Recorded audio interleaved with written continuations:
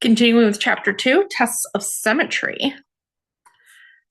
So the graph of an equation is going to be symmetric with respect to the y-axis if for every point xy on the graph, the point negative x positive y is, or negative xy is also on the graph. So to test for symmetry, we just replace negative x with x in the equation and see if we get an equivalent equation. So what we're saying is that if I have f of x, then f of negative x, because I'm replacing it, should be equal. So we're talking about a graph like this. So a graph like this, and this is a point at x, y. Then over here, there should be another point, negative x, that has the same y value, negative x, y. So we say it is going to be symmetric with the y-axis because as we see, if I fold this in half across that y-axis, I'd end up with the same graph. It's like a ink blot.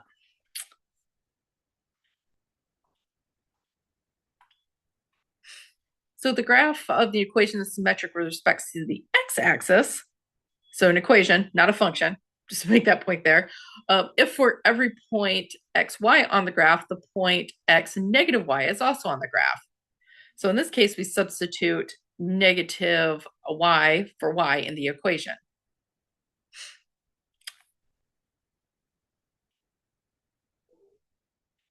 So we're saying here that what we'd see is that if we had f of x, it should also equal negative f of x because that means that we just have y is equal to negative y. So this isn't going to be a function because this would be something that would look like this. So here's x, here's y. So this x, y, we'd also expect to see a point down here at negative y. So it's a graph that looks like this. So this one, if you fold it across the x-axis, it's like an ink block or a Rorschach that way.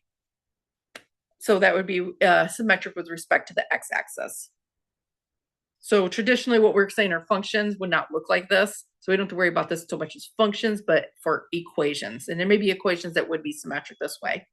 If you end up doing pre-cal, sometimes we'll see this when we're looking at maybe like an ellipse or a hyperbola or something like that, where we'll see these kind of graphs. So when you look at your conic sections. Oops. Then our very last one is going to be symmetric with respect to the origin. So this would mean that you have something that is going to be symmetric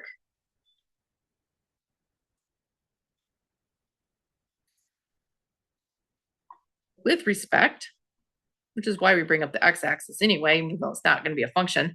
This means it's symmetric with respect to both, or not both. It's going to be like symmetric to the x-axis and then to the y-axis.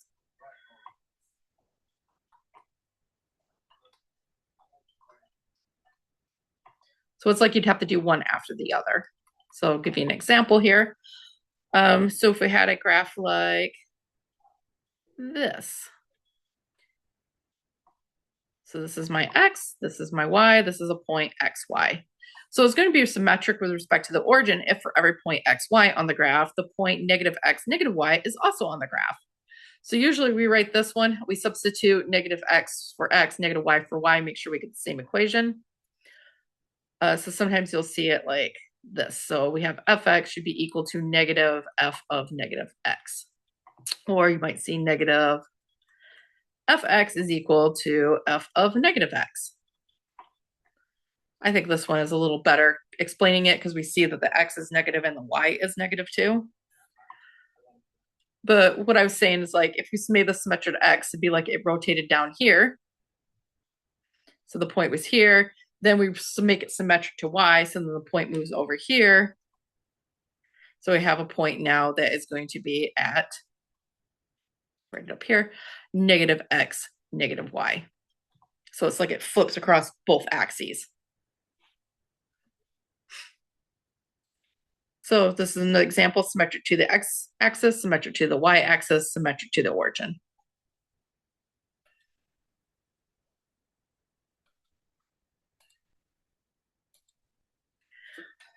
So test for symmetry. So visually we can see here that this is going to be symmetric to the x-axis. And we can see right here. So what's this at? This is a point at 2, 3.5. And then we have a point here at 2, negative 3.5. So we see here that we have f of x is going to be equal to negative f of x, or the negative f of x.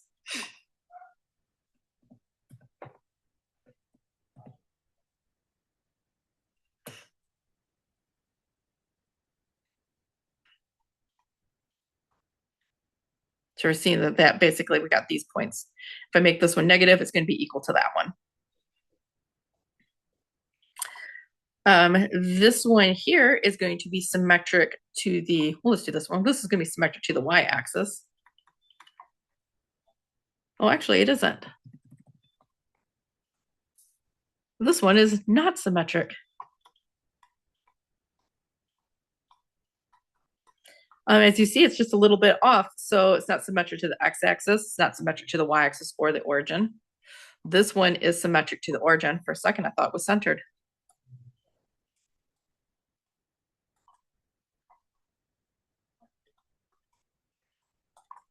Because we see here this point and this point. So this point is at 1, negative 3, and this point's at negative 1, positive 3.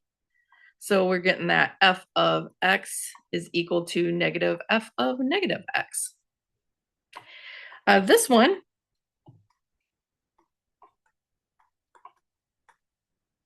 is symmetric to the x-axis, y-axis,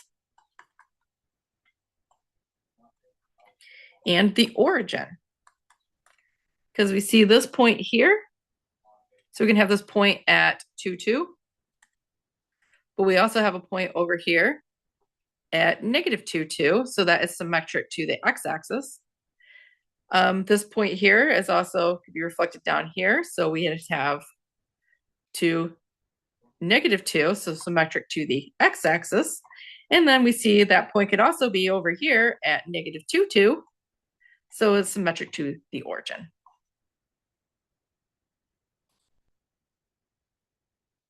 So visually we can like figure out symmetry, but we also be able to figure it out algebraically. So we want to determine whether the graph of y equals x squared minus 1 is symmetric with respect to the x-axis, y-axis, or the origin.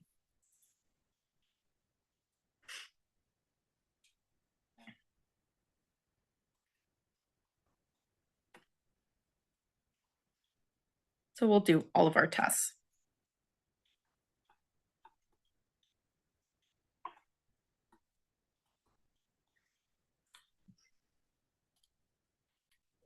So what we'd like to see is that we can take x and replace it to negative x, or sorry, this one's a y. We take y and we replace it with negative y, it would keep the same graph. Here we take x and we replace it with negative x and keep the same graph. And here we would take x and y and replace them with negative x and negative y and keep the same graph. So all we're going to do is we're going to take our equation here and we see we're going to just change y into negative y. So if I change y to negative y,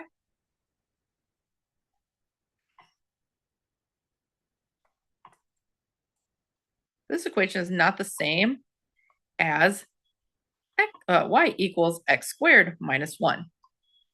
Because what we want to see is that I'd be able to rewrite this so it would look the same. And I cannot rewrite this to look like this. So not the same as y equals x squared minus 1. So it's not symmetric to origin.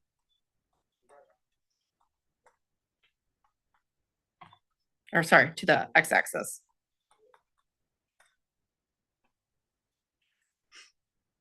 I don't know why I said origin there. So here, we're just going to replace x negative x. So we take our equation. Y is not being replaced, but x. So we had x squared minus 1. Now we're going to have negative x squared minus 1. So x squared and negative x squared are equal, right? Because if I take a negative x and I square it, well, that is just negative x times negative x. So you can say that's negative 1 times x times negative 1 times x. So what we have here is our negative 1's cancel out, and I'm just left with x times x, or x squared. So I can rewrite this as y equals then x squared minus 1. So I get the equation back. I get y equals x squared minus 1 back.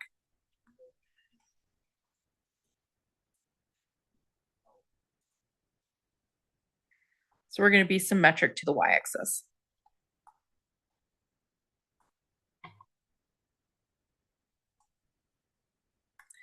And then the last example, so we're going to see pretty much, because this doesn't work, it's not going to work here, but we're going to take x and y and both make them negative. So now we have negative y equals negative x squared minus 1.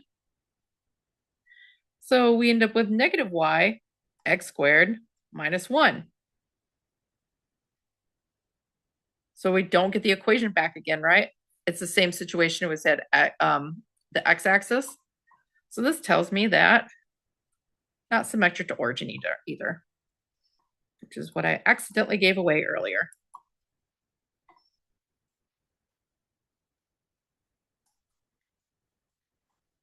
So we're only symmetric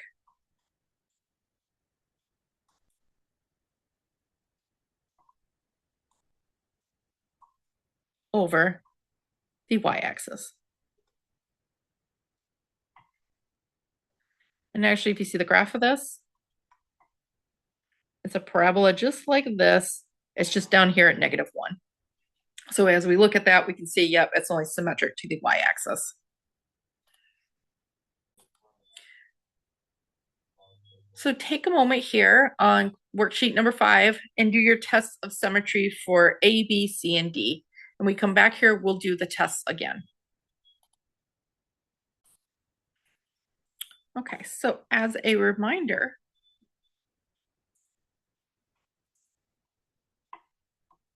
so I have to do one of these one at a time and test them. But if we're looking for x-axis, you're replacing y with negative y. Y-axis, you're going to replace x with negative x. And we're just seeing if we get the same equation back. And if we're looking for the origin, then it's both x and y are being replaced with negative x, negative y.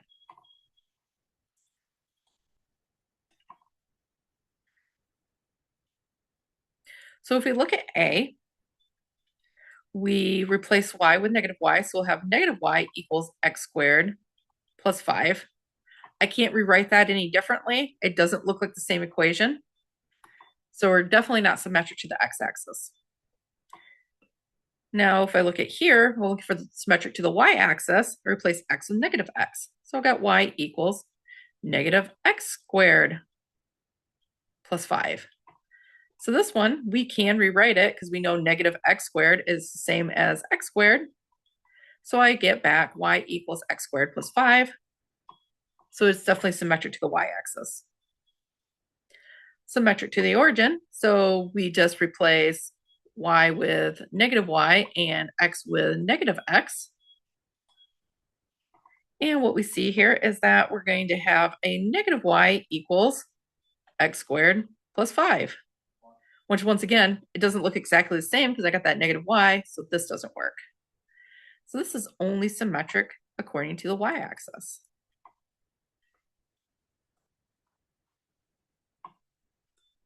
So symmetric to y-axis.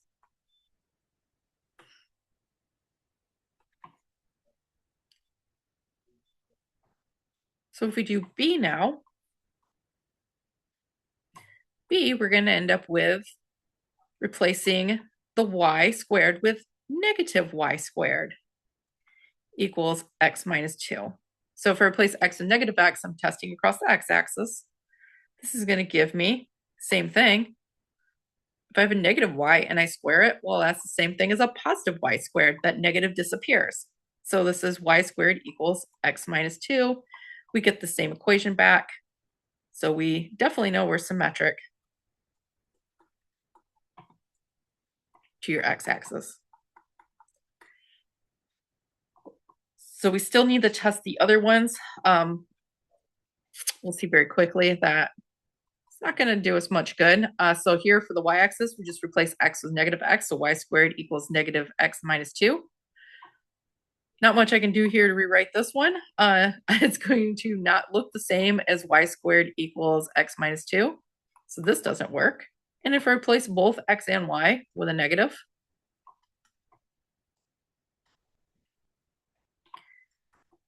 we're going to get the same thing again. We're just going to get y squared is equal to negative x minus 2. So that doesn't work.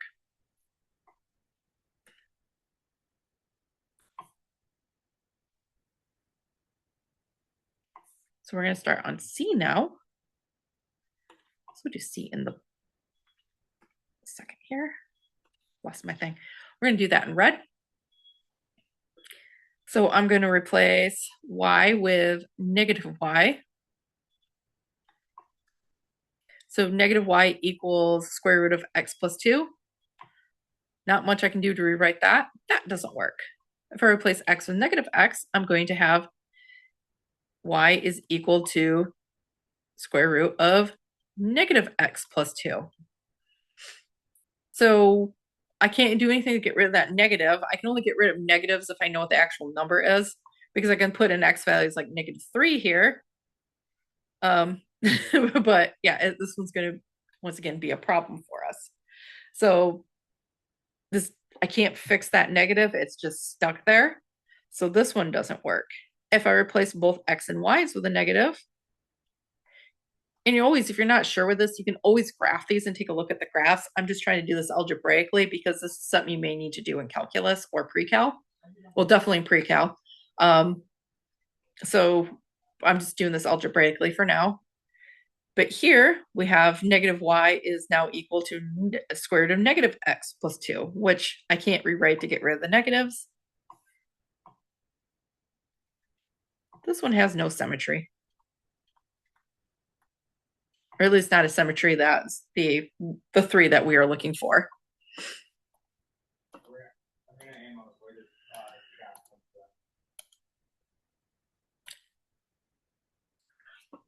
Okay, so our very, very last one, we'll do this one in blue. So D, we got x squared plus y squared equals 4. So if I replace my y with negative y, I get x squared plus negative y squared. Since we're squaring the negative y, that's just x squared plus y squared equals 4. So that one worked. Now for y, we replace the x's with negative x. So that is going to be negative x squared plus y squared equals 4, which I can rewrite into x squared plus y squared equals 4. So I get my equation back. So that one works. And then lastly, if I replace both, negative x squared plus negative y squared equals 4. Well, negative x squared is just x squared. Negative y squared is the same as just y squared equals 4. I got my same equation back again. So this one is symmetric to x-axis, y-axis, and origin. So you can be just symmetric to the origin by itself. It's just not an example that we have right here. Usually like cubics or ones are going to be just symmetric to the origin, but not symmetric to x-axis or y-axis.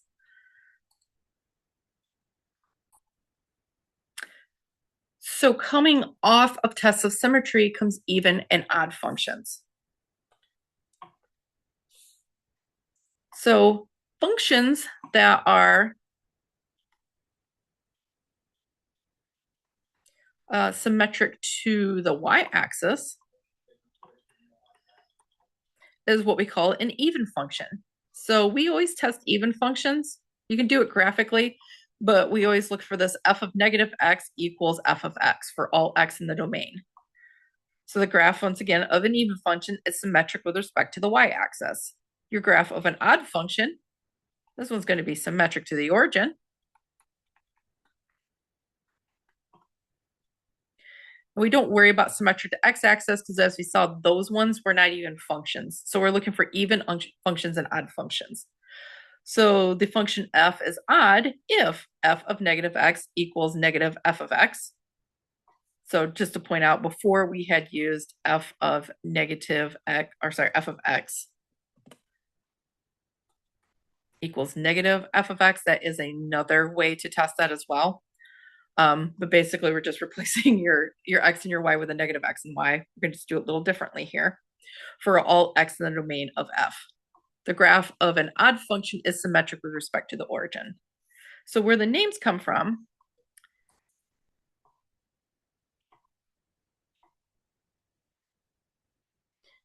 is that pretty much anything that is x to the n is even is going to have this basic shape to it. It's going to be this parabola. So everything that is anything with an x to the n and n is even is going to be symmetric to the y-axis. That's why we also give the name an even function. So with the exception of a linear equation, but for the most part, anything's of the form of x cubed, sorry. Now let me fix that. It's supposed to look like a cubic. Xn and is odd, for the most part has this look to it, with the exception of only one of them. It actually looks like this. There's no curve there. That's just x to the 1. But as you see, even if it looks like this or looks like this, as long as that exponent is an odd number, we get something that is symmetric to the origin. Because this point here is now this point down here. So that is why when it's symmetric to the origin, we also just give the name that it's a odd function. So the big purpose between even and odd functions is knowing if a function is even or odd can make it easier to graph. So it just tells us a lot of information about essentially like the graph of the function, the behavior of the function.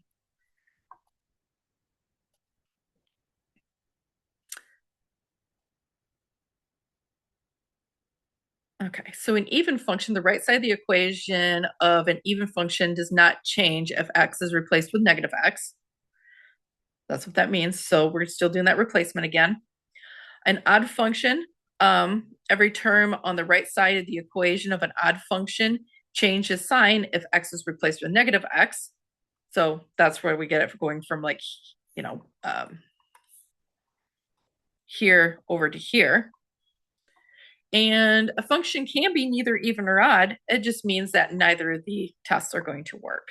So if the right side of the equation changes if x is replaced with negative x, but not every term on the right side changes sign. So basically, if it's not even, it's not odd, and it's neither.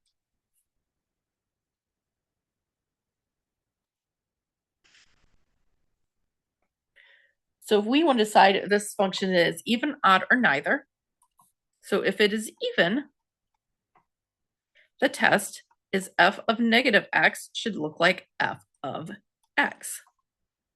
If it is odd, the test is that f of negative x should look like negative f of x. So all we're going to do is we're just going to replace the x with a negative. So we don't have f of x, we have h, but that's fine. So my even test is h of negative x. So now every place I have x, it now becomes negative. So what we have here, if I have a negative x to the power of 5, I have a negative x times a negative x times a negative x times a negative x times one more negative x. I have these two negatives will cancel, these two will cancel, and I'm still left with a negative. So it's still the same as just saying negative x to the 5th. So basically, I can't get rid of that negative. So that negative is still going to be there. So that's negative x to the 5th plus 1. That is the best way I can rewrite it. doesn't make a difference, I don't get the same function back. So we see here that f of negative x is in fact not equal to f of x, or in this case, h of negative x is not equal to h of x. So whatever this is, it is not even. However, just doing the same thing, I'm just replacing the x with a negative x.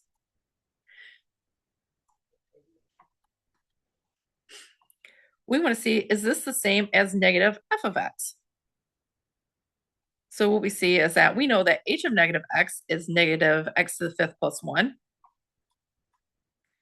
However, negative h of x is just going to be negative x to the fifth. Well, that looks promising, but that'd also be a negative 1. So that negative has to distribute. So let me go back just one step. So we're basically saying the whole function here, because this negative is on the outside, it's going to go on the outside here. So what we see here is that h to the negative x also does not equal negative hx. So that is not equal, so it's not odd either. But it is essentially how we do the test. We're trying to see if f of x is equal to f of negative x. We also want to see if negative f of x is equal to f of negative x. So we're just trying to show if these are true. In both cases, they're not. So this one is neither even, neither odd.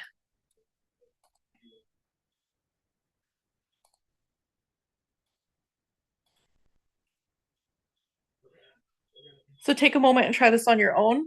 Remember, you don't have to do this perfectly. This is trying to make sure that, just try it on your own. And then we're going to come back and we're going to go through these again. And we're going to figure out if any of these are even, either of these functions are odd, or if they're neither. And also, like I said, graphing is an option, but we want to get used to doing this algebraically because it'll be beneficial for you going forward into other classes.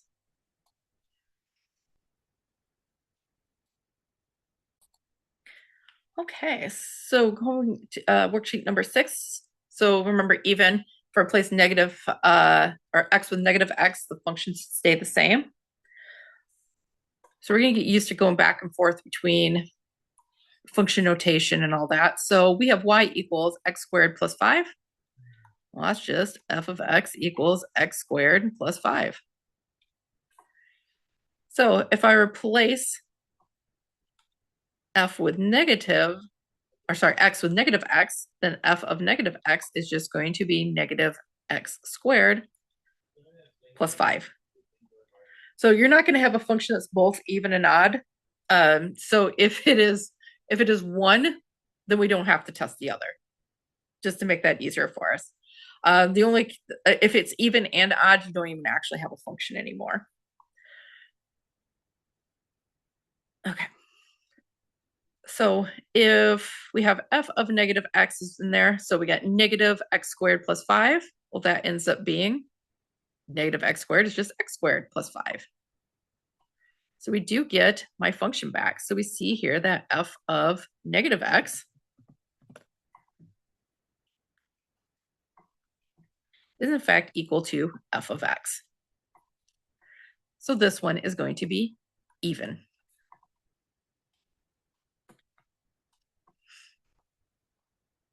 So give it a second here. So like I said, once I test other one, I don't need to test the other side. So now we're going to do b. So you can think of b as, that's an f of x squared equals x minus 2.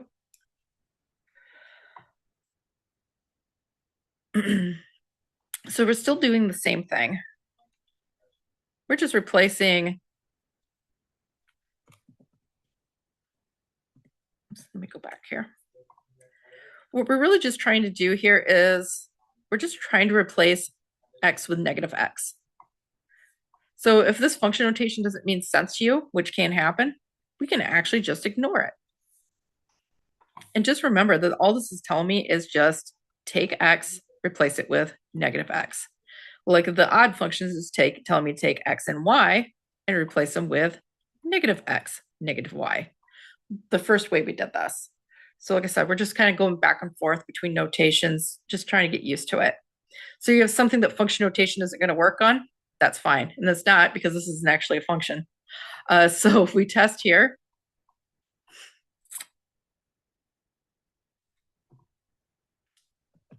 oops, we got y squared equals negative x minus 2, which is just going to be negative x minus 2. So it's not even. If I replace both of them, x and y with a negative, then we're going to end up with y squared equals negative x minus 2. So that doesn't work. So this one is neither even nor odd.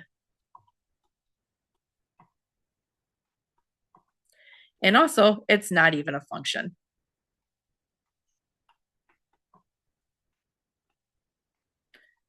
So when you're testing if something's even or odd, if it's not even a function, it's not going, you don't have to worry about the even and odd part in that case. Because even and odd only really refers to functions.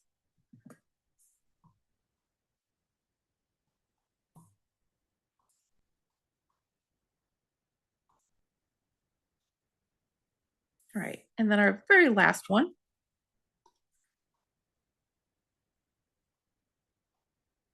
Oops, I wanted green, not blue. Once again, we could change that to f of x, or y to f of x is equal to square root of x plus 2. So if I just do f of negative x, that is going to be the square root of negative x plus 2. I can't get rid of that negative x, so we see that f of negative x is in fact not equal to f of x. Then if we're testing if it's odd, well then f of negative x is, like I said, once again, is just going to be negative x plus 2. So we got that part. Now we need to do the other part. Negative f of x is going to be equal to negative on the outside of x minus 2. So once again, these are also not true. So this one is also neither.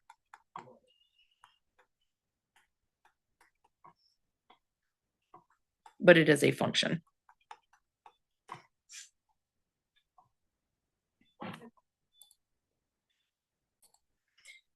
Just for a bonus here, just because we haven't seen an odd one work. So if you have fx is equal to x cubed minus 8x, and you want to test if it's even.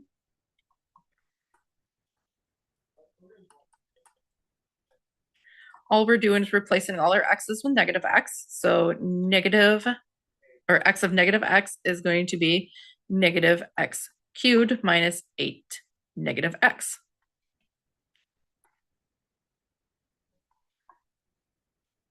So we'd end up with a negative x cubed, because I can't get rid of that negative. That's negative x times negative x times negative x.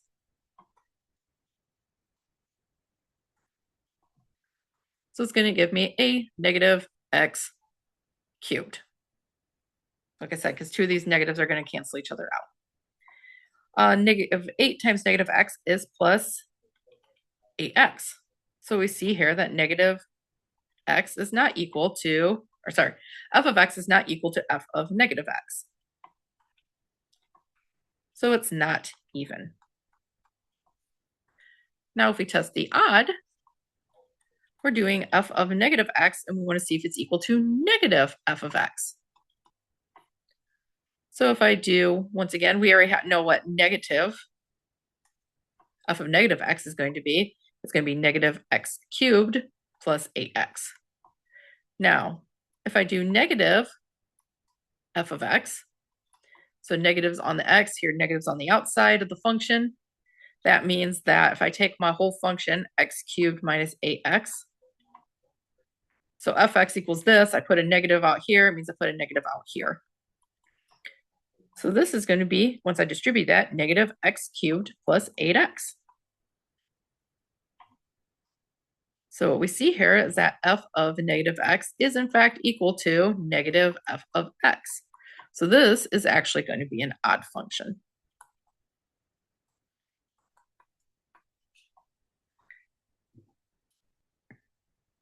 To make sure I get this going the right way. Actually, if you graph this one, looks like that. It passes through the origin. I just missed it trying to graph it.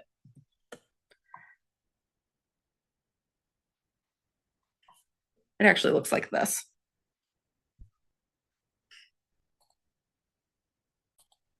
So our very last piece, piecewise functions. So piecewise functions, we want to cover this more, not because we're going to necessarily use it here as much, but you will see it in other classes.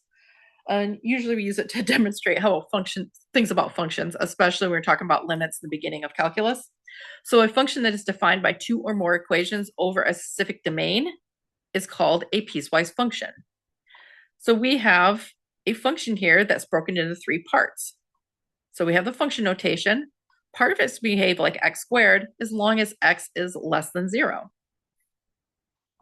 So I'll kind of give you an idea what we're talking about here. So if I was to have an xy plane, we're not going to get this perfect.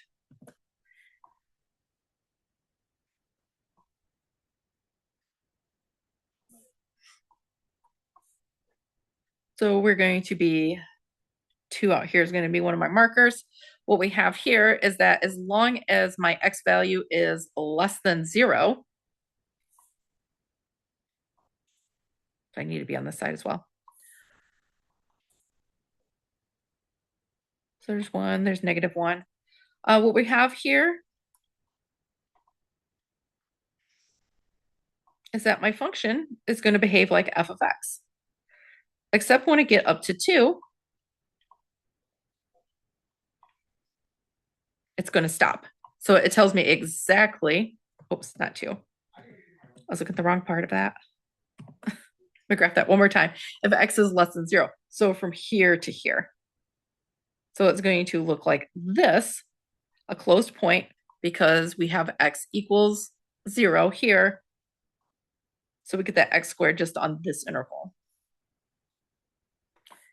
So it's going to behave like 4 as long as my x values are between 0 and 2. So that's where I wanted 4 here.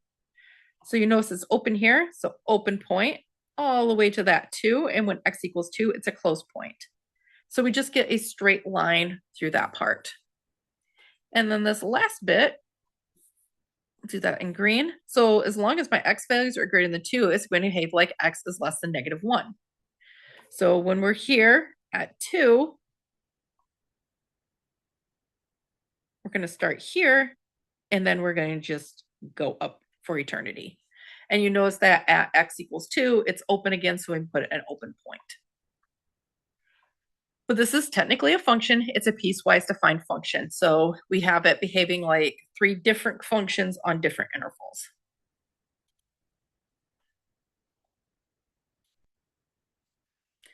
So for the function defined like that, once again, we want to find or define like we had before. So x squared, as long as x is less than or equal to 0, behaves like 4 as long as x is between 0 and or greater than 0, but less than or equal to 2, and behaves like x minus 1 as long as x is greater than 2. So what we first want to do is we just want to find function values. So we want to find the function value at f of -3, f of 1, f of 5. So the only time, remember these are x values, so the only time that x can be equal to -3 is on this interval because this is x values less than 0. So this is the only place where I can find f of -3. So f of -3 is going to be -3 squared and will equal 9. Here we have x is equal to 1. The only place x can equal 1 is here where my x values are between 0 and 2. Notice that x equals 1 cannot be part of this interval up here because that interval has to be all values that are less than 0. This interval here has to be all values that are greater than 2. So the only place I can look for an x value that's equal to 1 is right here in the middle. And it tells me right here that if f is equal to 1, then the function just equals 4. Now, if I want to find f of 5, that's where x is equal to 5. And the only place x is equal to 5 is on this interval where I have x values that are greater than 2. So I end up using this now. So f of 5 is going to use the x minus 1. So it's going to be 5 minus 1, or 4.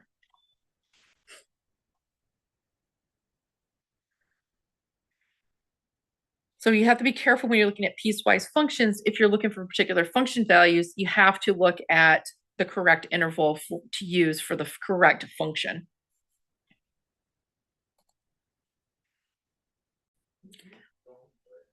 Worksheet number 6, it's the same thing. So you have 4 different function values to look for, and you have a function where as long as x is less than or equal to 0, then your function value or your y is -3. As long as x is greater than 0 but less than or equal to 2, then it's going to be -2 plus x squared is what's going to behave like. And then your function, as long as your x values are greater than 2, is going to behave like x divided by 2 minus 1. So you just need to figure out which one of the functions are you using here, which one of the pieces of the function are you using, and then figure out the function value. Okay, so for my first one, f of -1, so we're looking for x value of -1. So only place that can happen is this interval right here.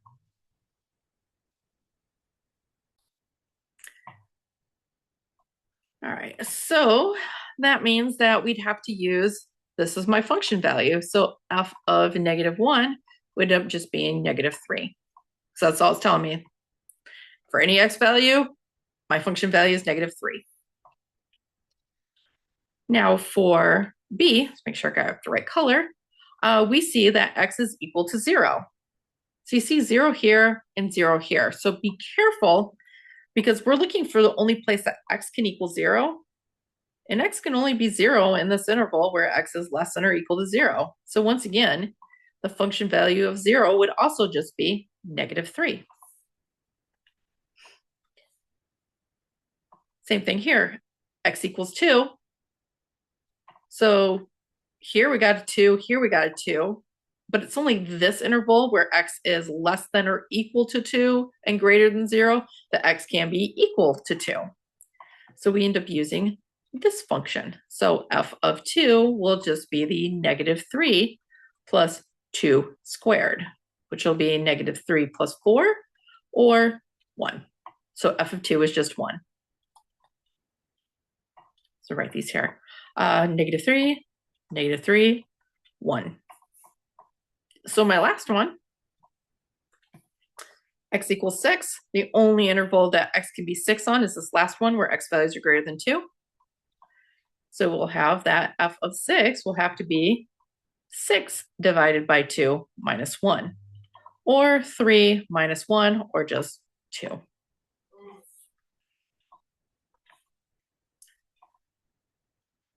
So we'll see here that f of -1 equals -3, f of 0 equals -3, f of 2 equals 1, and f of 6 equals 2.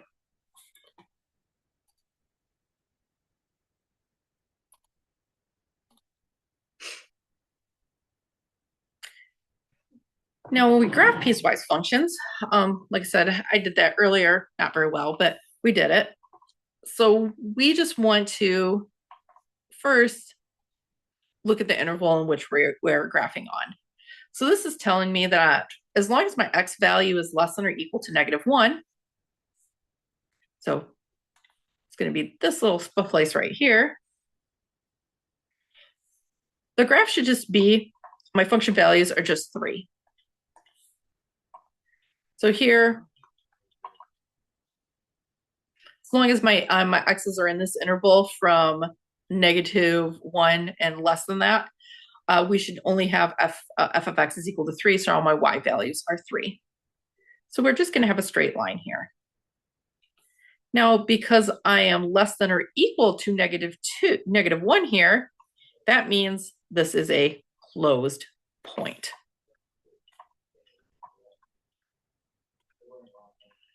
So a closed point at x is equal to -1. So in this other part here, this is for x values that are all greater than -1. So we're only really looking at this side of the graph. So what we see here is that as long as we're in this interval, we should have a graph that is just looks like x minus 2. So just to grab a few points, we have to figure out what is actually happening at -1. So if x is -1, we have -1 minus 2 or -3. But remember, x cannot actually be -1, so just be careful and remember that this has to be an open point. So at -1, -3, that should be an open point. So we want to make sure that if one is closed, the other point is open on those boundaries because we want to make sure it's still a function. So x at -1 can't have two function values. So it only has a function value here, which is 3, but it doesn't have this function value at -3. It just gets really close to it. Let's pick another point. So let's pick 2. So if x is 2, we have 2 minus 2, which is 0, which is a point here. And we should usually graph 3 points, so we'll do 4. If x is 4, then we have 4 minus 2, which is equal to 2. So this is the other part of the graph.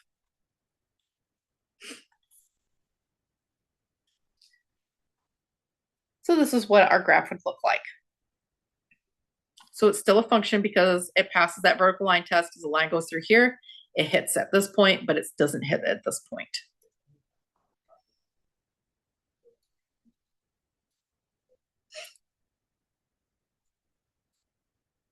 So at 7 for your worksheet, just attempt to skim this. So this is the one that we used for 6, for worksheet number 6. This time we're just graphing the function. So take a moment and try to graph it. So we have 3 intervals to look at. We have this interval here, which I did in red. This is going to be x is less than 0. Then I have another interval here, which I have in green. That is as long as my x values are between 0 and 2. And then I have ones that are greater than 2, which I did in blue. So it's these boundaries here that we're really going to be concerned about when we're graphing. So the first one's going to be really easy. This is just telling me as long as my x values are less than 0, then my function value is -3. So here, we just have a straight line. And because this is an equals to or less than an equals to sign, we are going to have a closed point. So at 0, that is closed. Now for the other part that I have here in green, so for my green interval, we'll just put this up here, we have -3 plus x squared. So we have an x, and my y's are going to become from -3 plus x squared. So we just need to pick a couple points, and I always say pick the ends of your interval. So pick the 0 and pick the 2 because you need to know what's going on there. And let's just pick another point in between. So if x is 0, then y is going to be -3 plus 0 squared, or -3. If x is 1, then we get y is equal to -3 plus 1 squared, which is going to be -3 plus 1, which is -2. And if x is 2, then we have -3 plus 2 squared, which is going to be -3 plus 4, which is going to be 1. So we have an ordered pair of 0, -3, of 1, -2, and of 2, 1. So remember here, I can't be 0, so this point has to be open because x can't be 0, but x can equal 2, so this point here is going to be closed. This one's going to be closed too because it's in the center of the interval, so any of this thing in the center should be closed as well. So what we see here is that we are going to have At 0, we get the -3. So we're actually having an open point over a closed point here. So we're going to leave it like that, and we'll come back talk about that. But because the points are overlapping, we can kind of actually just ignore that it was open there, because this right here and right here, both of them, when they hit 0, the function value is -3. So we don't always have jumps in our graphs. But 1, we get -2, and at 2, we get 1.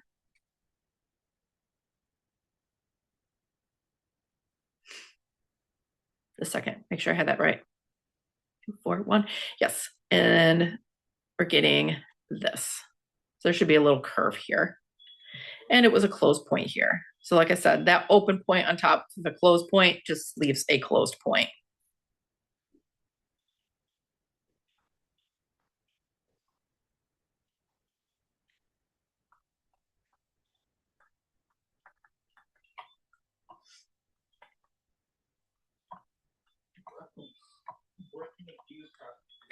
So if I have an open point sitting on top of a closed point, it's just going to stay a closed point. Don't have to worry about doing anything special there.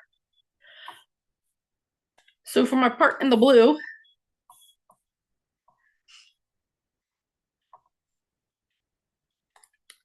if we have our x values, then my y's are just going to be x divided by 2 minus 1.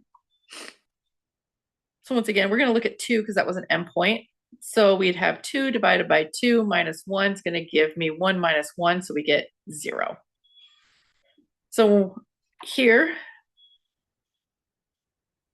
a second, I have to go back and fix a point because I realized I graphed one of these ones wrong.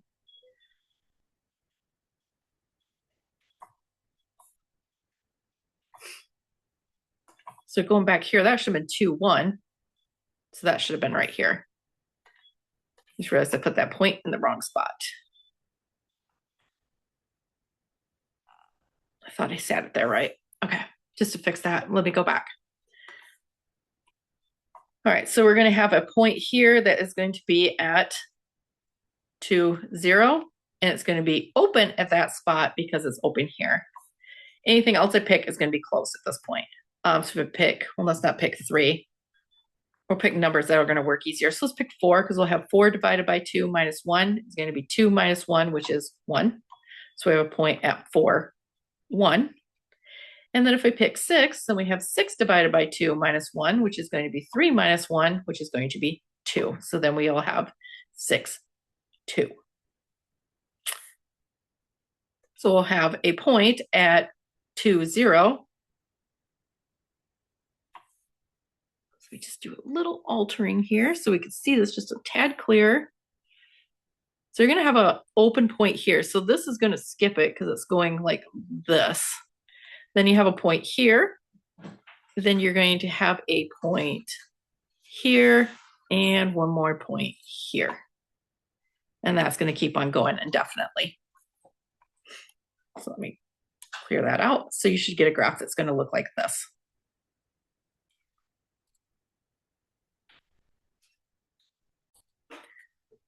Last thing I just want to cover is a difference quotient. So a difference quotient, once again, this is going to be something that you'll use later on in other courses. We're just introducing it at this point. So the expression f of x plus h minus f of x divided, all that divided by h is what we call a difference quotient. And h is going to be anything but 0. So what h is supposed to do is just show a difference between 2 points. So if we're looking at some sort of graph, if this is x, this would be x plus h. So there's a distance of h here. So we would have f of x here, and we'd have f of x plus h here. So what a difference quotient is really trying to do is it's trying to do something we're going to talk about here in a bit, something called a slope. So it's really just going to tell the average distance between these, average change between these 2 points. So the difference quotient is a rate of change or a slope of a function between x and x plus h.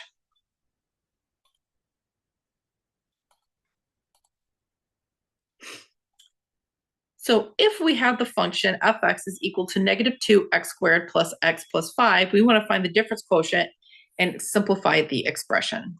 So remember, your difference quotient is going to be, write that in a different color, that'll show a little nicer. It's going to be f of x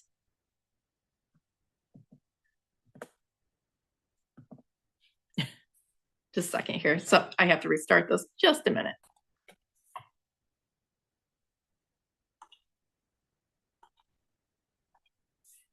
All right, there we go. Sorry about that. It was starting to freeze a little bit. If we have f of x plus h minus f of x, all this is going to be divided by h, is your difference quotient. So this is f of x, right? So we know that f of x is -2x squared plus x plus 5. F of x plus h means that every place I have an x now gets replaced with an x plus h.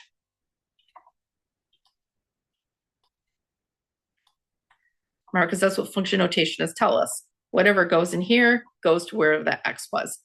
So in this case, we're just replacing with a little expression. So what we have here is -2 x plus h squared plus x plus h plus 5. And we are going to subtract from that f of x. So we're going to subtract -2 x squared plus x minus 5. And all of this is going to be divided by h. So here would be my difference quotient. We just need to simplify. So I'm going to expand this x plus h. So we get -2 times x squared plus 2xh plus h squared. Then we have plus x plus h plus 5. Now I'm going to distribute this negative through, so we get plus 2x squared minus x plus 5. Oh, no, minus 5. That's a minus here, so this would be a minus 5. Sorry. I accidentally put the wrong sign.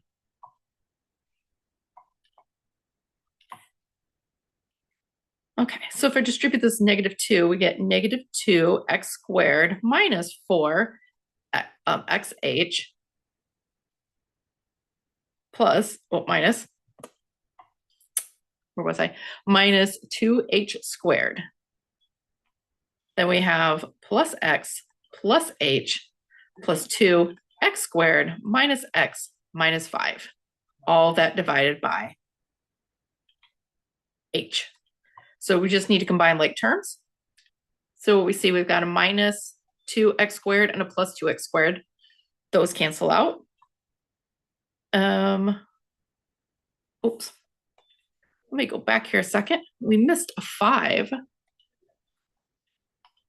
That's the worst part about this, is just keeping track of everything you had down. Plus 5 plus 2x squared minus h minus 5. There you go.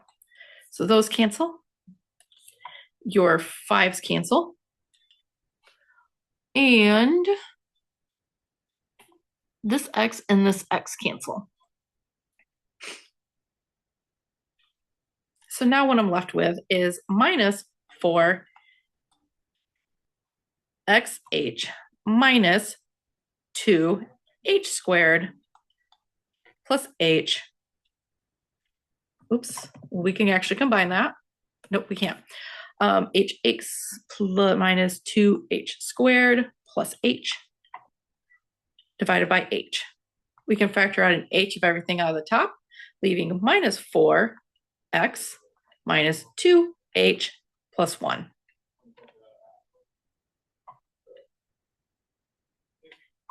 Just make sure it's going to work. And then we have that h in the bottom. That cancels, meaning what I'm going to be left with is going to be negative 4x minus 2h plus 1. And that is what a difference quotient is. So just kind of tell you a little bit more what happens here is that if I can get my h really, really, really small, so as close as I can to 0, what we end up being left with is negative 4x plus 1, and that's actually a derivative of your function. But we don't need that part right now. We just need to find the difference quotient. All right, so take a moment here and just try this again with a different function. We have x squared minus 3x plus 2. We just want to find the difference quotient again. All right, so we need to have f of x, but we also need to have f of x plus h. So every place we had an x gets now replaced with an x plus h. So my difference quotient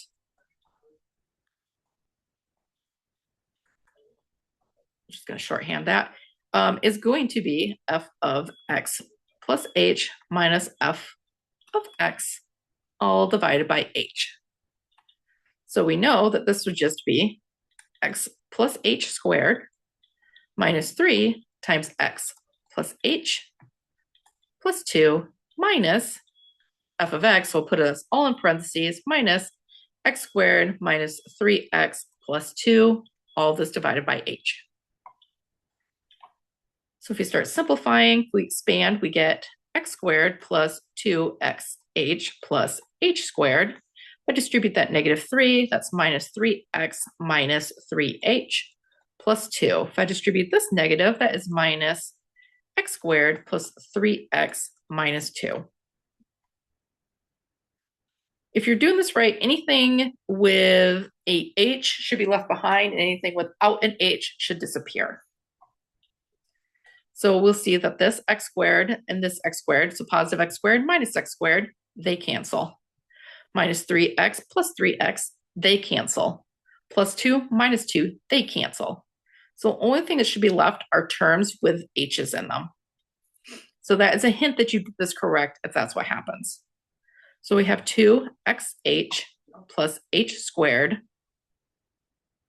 minus 3h, I missed one of them, all divided by h. Once again, I can factor out an h out of the top, leaving me with 2x plus h minus 3 divided by h. My h's cancel, and I'm just left with 2x plus h minus 3.